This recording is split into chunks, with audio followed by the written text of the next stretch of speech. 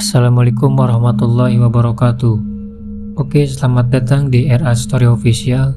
Saya Nurman. Malam ini saya akan membawamu ke dalam sebuah cerita yang tak pernah tercatat, tapi diam-diam hidup di balik tembok sebuah bangunan tua di ujung kota yang tak pernah disebutkan namanya.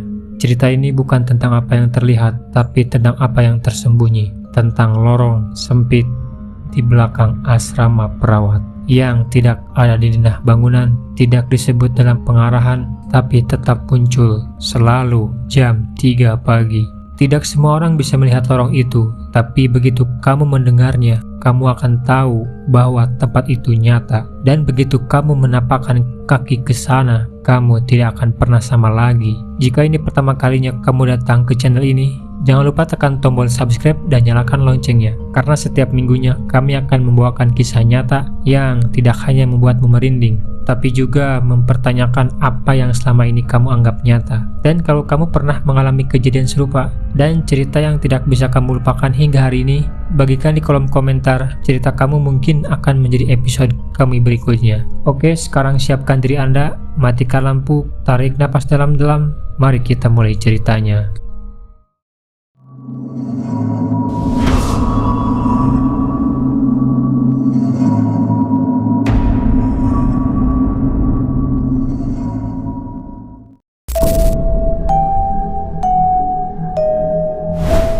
Asrama itu bukan bangunan baru, sudah berdiri sejak awal tahun 90-an dan hanya direnovasi sebagian di era 2000-an. Dindingnya tebal, tembok berlapis cat kusam, dan aroma lembab selalu terperangkap di dalam lorong-lorong panjangnya.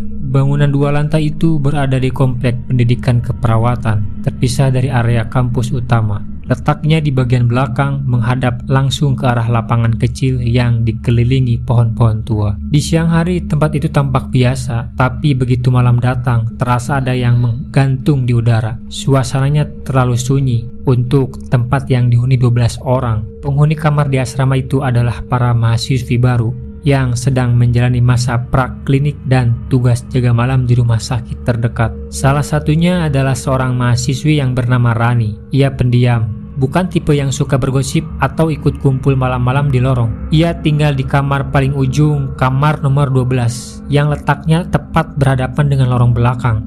Malam pertama tidak ada yang terasa janggal, meski lampu lorong bagian ujung sering berkelap tak stabil, dan angin malam sesekali meniupkan bau apek dari plafon.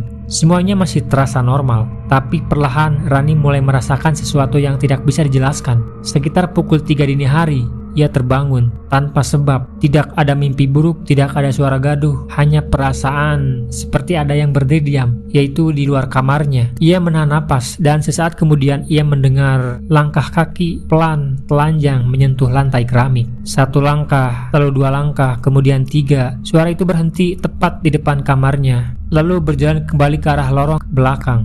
Rani tahu tak ada pintu lain di ujung lorong. Denah bangunan jelas. Lorong itu buntu, hanya dinding datar dan kosong. Tak ada ruang cuci, tak ada gudang, tapi suara langkah itu terdengar menjauh, seolah menuju tempat lain, tempat yang tidak terlihat oleh mata. Akhirnya ia mencoba mengecek keesokan harinya, melihat kembali denah bangunan yang ditempel di lorong tangga, tapi tidak ada perubahan. Lorong tetap sepanjang 11 meter dan berakhir di kamar tempat ia tinggal. Tapi yang ia dengar malam sebelumnya tidak berhenti di situ. Malam kedua, suara itu kembali, kali ini lebih pelan, lebih panjang, seperti seseorang yang sedang menelusuri jalan yang bukan jalannya. Rani tidak membangunkan siapa-siapa, tidak menceritakan pada teman sekamar. Ia hanya mendengarkan diam-diam dengan rasa dingin yang mulai menjalar dari ujung kaki. Yang paling mengganggu bukan langkah kakinya, tapi kenyataan bahwa lorong itu terasa lebih panjang setiap malam. Seolah-olah bangunan ini sedang memanjang sendiri di waktu tertentu, seolah ruang itu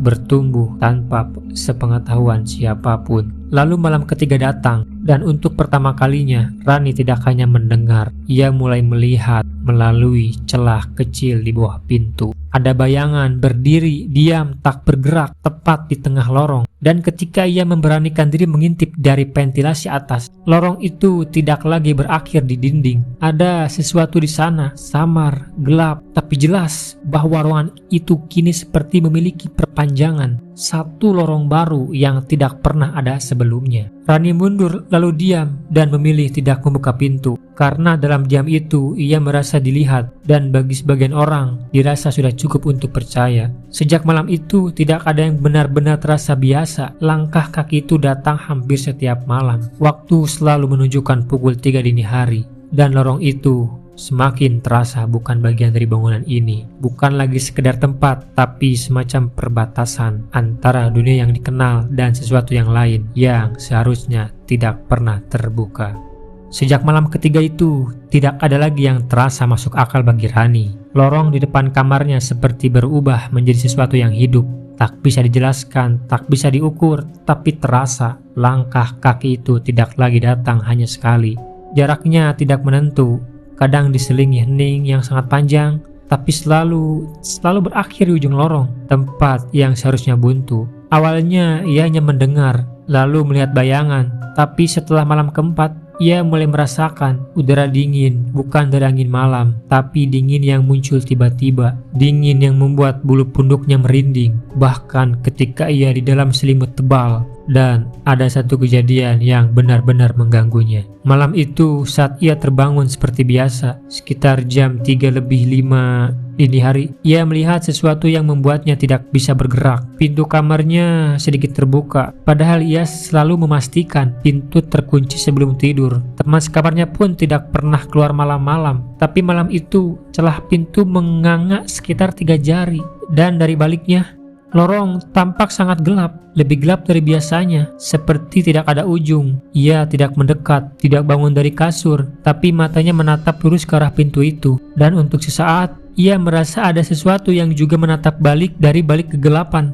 Cahaya lampu lorong yang biasanya redup malam itu tidak menyala sama sekali. Gelap pekat, seolah semua energi menghilang dari ujung lorong. Rani hanya menutup matanya, pelan, tidak bergerak. Ia hanya berharap semuanya berlalu. Paginya, ia memeriksa kunci pintu. Masih tertutup, tapi tidak terkunci rapat, seolah memang sengaja dibiarkan terbuka. Hari-hari berikutnya, tubuhnya mulai menunjukkan tanda-tanda lelah. Wajahnya pucat, lingkar matanya menghitam, dan entah kenapa ia selalu merasa berat di dada setiap bangun pagi. Seperti tubuhnya ditekan oleh sesuatu yang tak terlihat. Dan kejadian itu mencapai puncaknya di malam ke-7. Saat itu ia terbangun oleh suara ketukan. Bukan langkah kaki, bukan bisikan, tapi ketukan 3 kali. Pelan tapi jelas, seperti seseorang yang sedang meminta izin masuk. Tapi Rani tidak menjawab. Tapi ketukan itu datang lagi 3 kali, lalu berakhir diam. Beberapa menit kemudian ia mendengar suara di luar. Bukan langkah, bukan ketukan, tapi seperti suara benda diseret di lantai, seolah benda itu panjang, berat, dan membawanya secara pelan. Ia tahu tidak ada siapapun yang berjalan di lorong jam segitu, dan suara itu bukan suara manusia. Itu suara dari sesuatu yang lain, sesuatu yang tidak pernah tinggal di asrama itu. Tapi suara itu muncul saat malam mencapai titik terdalamnya. Keesokan paginya ia memutuskan keluar kamar lebih awal. Lorong tampak seperti biasa, lampu menyala, tidak ada yang aneh. Tapi saat hendak menuju tangga, ia melihat ada bekas gesekan panjang di lantai, seperti ada sesuatu yang ditarik dari ujung lorong, lalu ke tengah, lalu hilang.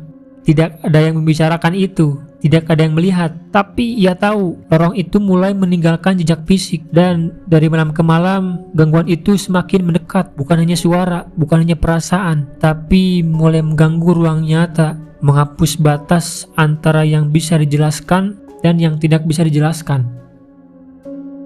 Hari-hari setelahnya, Rani menjalani rutinitas dengan tubuh yang terasa kosong. Ia hadir secara fisik, tapi pikirannya tidak lagi tinggal di tempat yang sama. Ada sesuatu yang mengganggunya, bukan hanya soal suara atau bayangan, tapi tentang lorong itu yang terasa semakin nyata, semakin dekat, dan semakin mengundang. Dan puncaknya terjadi di akhir pekan, saat sebagian penghuni asrama pulang sementara ke rumah masing-masing. Asrama menjadi lebih sepi dari biasanya. Hanya 3 kamar yang masih terisi di lantai 2, termasuk kamar Rani. Malam itu hujan turun deras, angin menggoyang dahan mahoni di halaman, dan suara rintik air menabrak jendela terdengar terus-menerus. Sekitar pukul 2:50 pagi, Rani terbangun, bukan karena suara, tapi karena mimpi. Ia bermimpi sedang berdiri di lorong asrama, tapi lorongnya lebih panjang, lebih gelap, dan tidak berujung. Di ujung sana ada seseorang, sosok tinggi, kurus, berdiri diam. Tapi anehnya tak ada wajah, dan saat ia mencoba berbalik, tubuhnya tidak bisa bergerak. Dan dari ujung lorong, sosok itu mulai mendekat, langkahnya lambat, tapi setiap langkah membuat cahaya redup hingga semuanya benar-benar gelap. Ia terbangun dengan napas tersengal, peluh dingin menetes di pelipis, dan di saat itulah ia mendengar suara yang sangat pelan, suara gesekan tepat di bawah tempat tidurnya. Dengan sangat hati-hati, ia menunduk dan melihat ke lantai, dan saat ia melihat ke lantai, kosong. Tapi saat ia menyalakan senter dari ponselnya, ada jejak seperti garis goresan halus di atas ubin putih. Garis itu lurus, panjang, dan berakhir tepat di balik pintu kamar. Pagi harinya, Rani tidak langsung turun. Ia mengambil waktu duduk sendiri di meja belajarnya, menatap denah bangunan yang sempat ia potret minggu lalu. Ada sesuatu yang terus mengganggu pikirannya. Ia memperbesar bagian ujung lorong dan baru menyadari satu hal. Dalam gambar denah yang resmi, lorong memang berakhir di kamar 12. Tapi jika diamati lebih detail, ada garis samar seperti bekas penghapusan yang memanjang ke belakang. Seolah dulunya denah itu punya satu ruangan tambahan yang kemudian dihapus secara paksa. Akhirnya Rani langsung turun ke lantai bawah. Ia menuju ruang arsip kecil di samping pos jaga yang tak pernah dikunci. Di sana ia mencari dokumen lama. Beberapa map berdebu tersusun rapi dalam lemari logam yang sudah mulai berkarat. Ia mencari berdasarkan tahun renovasi, dan setelah sekitar 20 menit ia menemukannya. Peta lama asrama masih ditulis tangan, dan di situ jelas tertulis satu ruangan tambahan di belakang kamarnya, yaitu kamar 12. Namun di pojok dokumen itu ada satu catatan kecil, tulisan tangan samar seperti ditulis tergesa-gesa. Ruangan ini dikunci permanen, jangan dibuka. Kejadiannya tahun 1998. Rani menatap tulisan itu lama, lalu menatap peta itu kembali. Jantungnya berdebar. Selama ini bukan lorongnya yang berubah, tapi apa yang pernah ada di lorong itu masih tersisa di dimensi yang lain, namun tak pernah benar-benar hilang. Dan mungkin lorong itu hanya menunggu satu orang yang cukup peka untuk menemukannya kembali.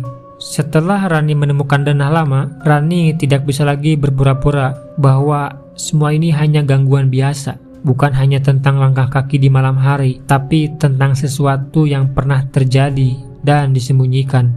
Ia tidak langsung bercerita ke siapapun, tapi pagi itu saat jam sarapan, ia duduk di dekat penghuni kamar sebelah, seorang gadis asal Temanggung yaitu bernama Della. Orangnya ceria, tapi sejak awal Della tidak pernah nyaman tinggal di asrama. Dan saat Rani bertanya, "Kamu pernah dengar suara orang jalan malam-malam nggak?"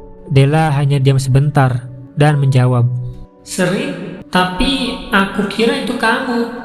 Setelah percakapan itu, keduanya mulai saling terbuka. Della ternyata juga sering terbangun jam 3, bahkan sekali waktu. Bahkan di suatu malam, ia melihat bayangan orang lewat, padahal semua pintu kamar masih tertutup. Dan satu hal yang mengejutkan Rani, Della pernah bertanya ke ibu penjaga asrama yang sudah bekerja di sana sejak 2005 tentang kenapa kamar 12 tidak pernah dipakai selama beberapa tahun sebelum mereka datang. Ibu itu hanya menjawab pendek, "Dulu sempat ada kejadian, tapi udah dibersihkan. Sekarang aman-aman aja." Namun ketika Della tanya tentang kejadian apa, perempuan itu menunduk lalu berkata, "Kalau kamu dengar suara, jangan jawab ya." Kalimat itu menempel di kepala Rani sepanjang hari. Sore harinya Rani nekat pergi ke bagian belakang asrama. Ia mencari pintu luar yang kira-kira terhubung dengan ruang tambahan yang ia lihat di denah lama. Dan betul, di balik semak tinggi yang sudah menutupi hampir seluruh tembok sisi barat, ada bekas kusen kayu. tertutup rapat oleh seng berkarat dan rantai tua. Pintu itu sudah tidak digunakan lagi, tapi jejaknya masih jelas. Ada tanda bekas palu, bekas lem, dan potongan segel merah yang sobek sebagian.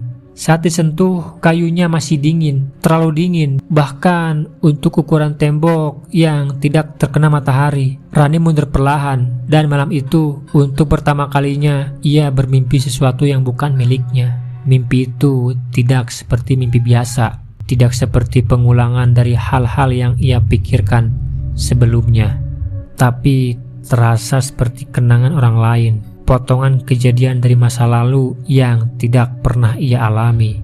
Ia melihat seorang perempuan muda memakai seragam putih keperawatan, berjalan seorang diri di lorong asrama, menoleh ke belakang, menangis, dan menghilang di balik pintu yang sekarang sudah ditutup permanen. Saat ia bangun, tubuhnya terasa berat, bantalnya basah oleh keringat, dan di tangannya ada bekas goresan kecil, tipis, memanjang, seperti bekas kuku. Rani mulai kehilangan arah. Apa yang tadinya ia pikir bisa ia pahami secara logis, sekarang mulai kabur. Ia akhirnya mencoba mencari bantuan, bukan ke dosen, bukan ke pihak akademi, tapi ke seorang tetua kampung yang tinggal tidak jauh dari area belakang kompleks. Orang-orang memanggilnya Pak Edi, sudah tua, tapi dikenal sebagai orang yang peka terhadap getaran tanah. Saat Rani datang dan menjelaskan sebagian dari yang ia alami, Pak Edi diam cukup lama, lalu menatap ke arah asrama. Kemudian ia hanya bilang satu kalimat, Pintu itu gak ditutup karena iseng, Duk, tapi karena di dalamnya ada sesuatu yang belum selesai. Pak Edi tidak menjelaskan lebih banyak, tapi ia menyarankan agar Rani jangan tidur sendirian dan jangan sekalipun mencoba memanggil atau membuka apapun di waktu antara jam 2 sampai jam 4 pagi.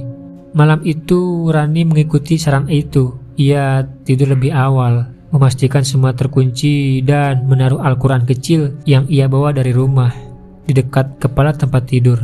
Tapi saat malam berganti dini hari dan waktu menunjukkan pukul 3:01, ia mendengar sesuatu, bukan langkah kaki, bukan ketukan, tapi suara pintu tua yang dibuka pelan, diseret dari dalam, suara engsel yang berkarat, suara udara lembab yang keluar dari ruang gelap.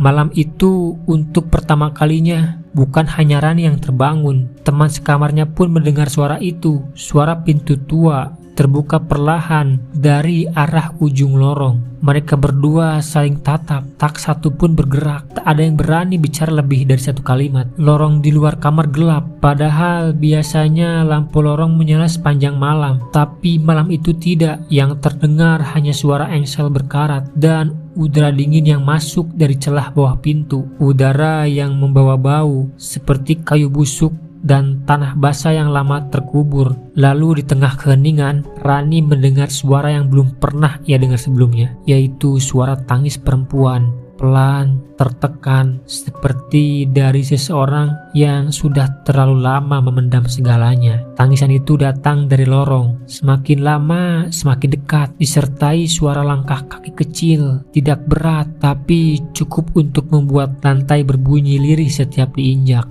Teman sekamarnya mulai gemetar, matanya berkaca-kaca, dan tiba-tiba ia menutup telinga sambil membungkuk, menggigil, dan bergumam. Dia bilang, "Jangan tidur di sini lagi." Rani membekap mulutnya. Sesuatu sedang terjadi, dan kali ini gangguannya langsung menyentuh orang lain. Tanpa menunggu pagi, Rani menghubungi Della dan dua teman lainnya yang masih tinggal di lantai 2. Mereka memutuskan untuk bermalam bersama di ruang tamu asrama bawah.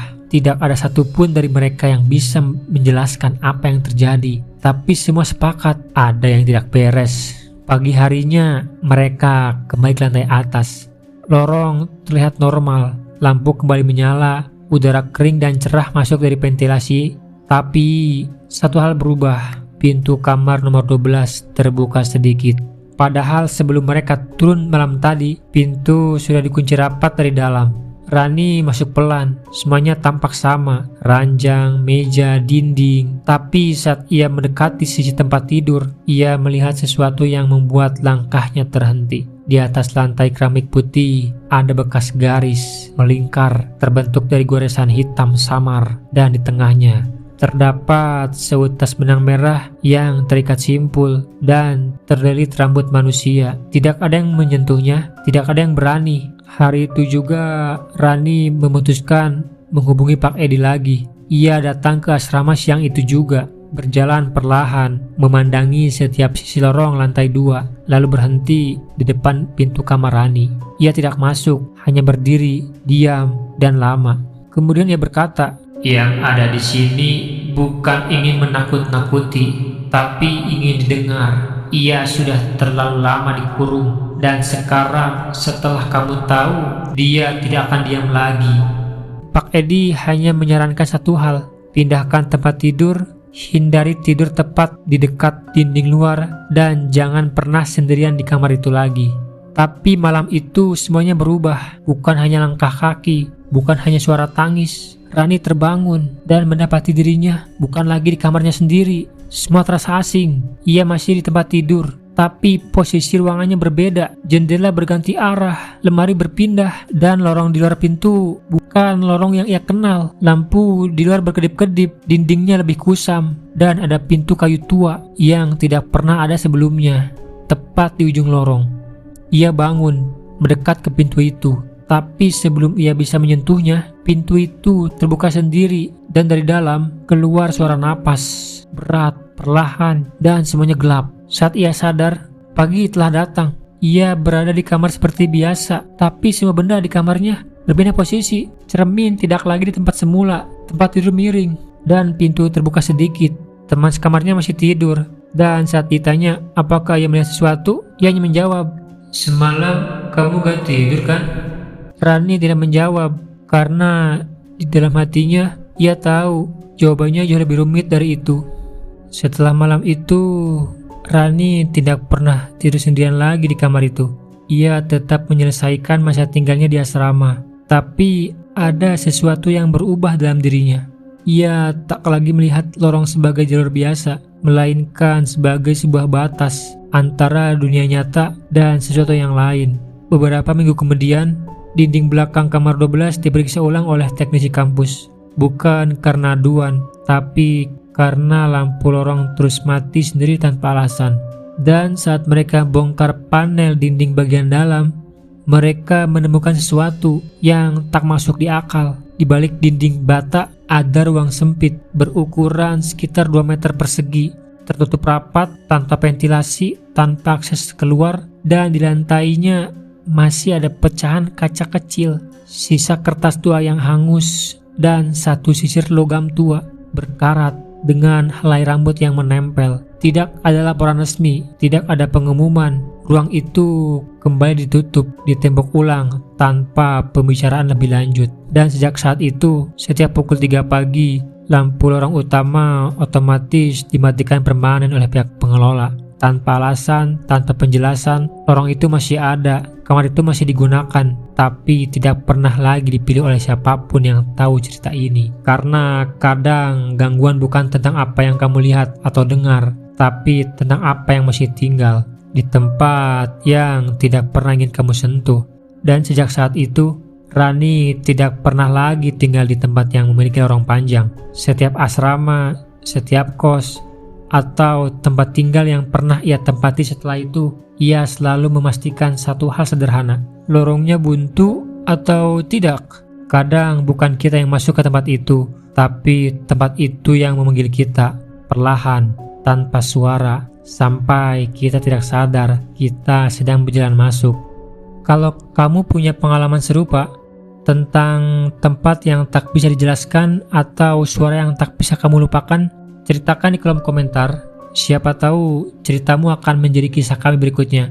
Oke, saya Nurman, sampai jumpa di episode berikutnya. Mohon maaf bila ada perkataan yang kurang berkenan, dan jangan lupa periksa denah bangunan tempat tinggalmu. Barangkali ada satu lorong yang tidak pernah terdaftar, tapi selalu menunggu